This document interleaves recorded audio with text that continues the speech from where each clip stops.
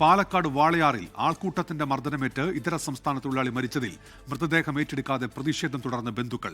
അടിയന്തര ധനസഹായം പ്രഖ്യാപിക്കാൻ ജില്ലാ കളക്ടർ തയ്യാറാകാത്തതിനെ തുടർന്നാണ് തൃശൂർ മെഡിക്കൽ കോളേജ് മോർച്ചറിക്ക് മുന്നിൽ രാംനാരായണന്റെ കുടുംബം പ്രതിഷേധം തുടരുന്നത്. സൂരജ് സജി ഇപ്പോൾ വിവരങ്ങളുമായി ചേരുന്നുണ്ട്.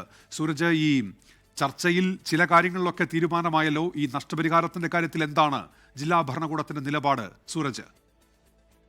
ഉന്മേഷ്, ഇന്ന് വൈകുന്നേരത്തോടു കൂടിയാണ് ഈ ഛത്തീസ്ഗഡിൽ നിന്ന് രാംനാരായണന്റെ കുടുംബം തൃശ്ശൂരിലെത്തിയത്. മോർച്ചറിയിലെത്തി മൃതദേഹം കണ്ടെടുത്ത ശേഷം ഈ നഷ്ടപരിഹാരവും അതോടൊപ്പം തന്നെ കേസുമായി ബന്ധപ്പെട്ട് ചില നിർദ്ദേശങ്ങളും കുടുംബം മുന്നോട്ട് വെച്ചിരുന്നു. ഇത് സമവായമായാൽ മാത്രമേ മൃതദേഹം ഏറ്റെടുക്കൂ എന്നുള്ളതാണ് കുടുംബം അറിയിച്ചിരുന്നത്. തുടർന്ന് പാലക്കാട് RDO എത്തി വൈകുന്നേരത്തോടുകൂടി രാത്രിയോടുകൂടി ഇവരുമായി ചർച്ച നടത്തി.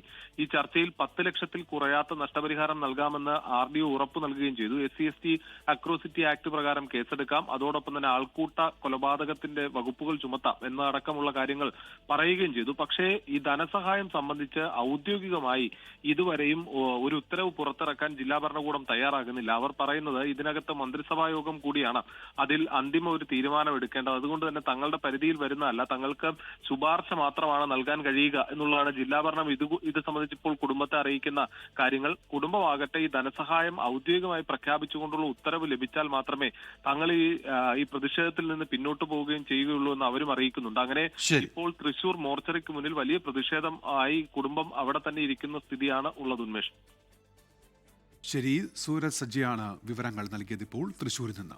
ലോകത്തെവിടെയായാലും ഏത് സമയത്തും 24 വാർത്തകളും ഓഗ്മെന്റഡ് റിയാലിറ്റി പാക്കേജുകളും എക്സ്പ്ലെയിനറുകളും വിശദമായി കാണാൻ ഞങ്ങളുടെ YouTube ചാനൽ നിങ്ങൾക്ക് സബ്സ്ക്രൈബ് ചെയ്യാം.